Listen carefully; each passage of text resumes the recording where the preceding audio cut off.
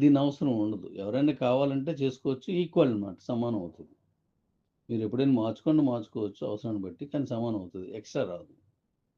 మరి అలా ఎక్స్‌ట్రా ఇవ్వాలంటే మనం చాలా ఎ నష్టపోతాం. ఎందుకు అంతవరకు మనం ఇచ్చామంటే అందరి దగ్గర యూఎస్‌డిటీ ఉండదు. అది ఐఎస్‌డిటీ ఉండదు. యూఎస్‌డి ఉన్నోళ్ళు ఏం చేయాలంటే ఆ ఆప్షన్ ఇచ్చాను. యూఎస్‌డిటీ తోటి ఎక్స్‌చేంజ్‌లో కొనుక్కోవడం, అమ్ముకోవడం లేదు కాబట్టి ఆ ఆప్షన్ ఇచ్చాను. ఇప్పుడు యూఎస్‌డిటీతో కూడా కొనుక్కునే ఆప్షన్ ఇచ్చాను కాబట్టి ఇది 25తో ఆఖరివైపోతుంది ఈ స్వాప్ అనే విధానం. ఇది మీరు మీ వాళ్ళందరికీ చెప్పండి. ఆ తర్వాత రాలేదు అని మళ్ళీ వాళ్ళు ఆలోచిస్తారు. ఇప్పుడు మన కాయిన్ పరిగెడుతున్న తీరుకి అంటే రూట్‌కి మన దగ్గరున్న ఐఎస్‌డిటీలు ఆల్మోస్ట్ అయిపోయాయి. నేను 7,00,00,000 విలువైన ఐఎస్‌డిటీ అంటే 7,00,000 ఇచ్చాను. రకరకాలుగా మీకు ఫ్రీగా 15,000 ఇచ్చింది. ఫ్రీగా 5,000 ఇచ్చింది బోనస్‌గా. అలాగే మరి కొంత అలా ఇచ్చినవి కూడా కొన్నున్నాయి.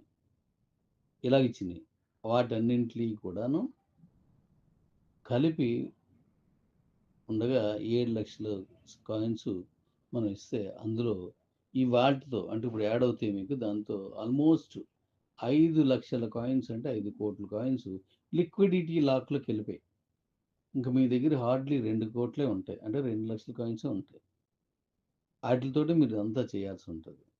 నేను చెప్పినట్టుగా మీకు ఐఎస్‌డిటీ అనేది చాలా డిమాండ్ అయిపోద్ది. ఇంకొక దఫా ఒక 25 పోనీ 50 కాయిన్స్ ఇచ్చామనుకోండి. ఇంక ఐఎస్‌డిటీ ఎక్కడ ఉండదు. Close ISDT. ఆ కాయిన్స్‌కొచ్చిన ఐఎస్‌డిటీ డబ్బులు ఎక్కడికెళ్తున్నాయి మళ్ళీ లిక్విడ్‌లోకి వెళ్ళిపోతాయి. లాక్ అయిపోతాయి. మన ఉపయోగార్థం మాత్రమే.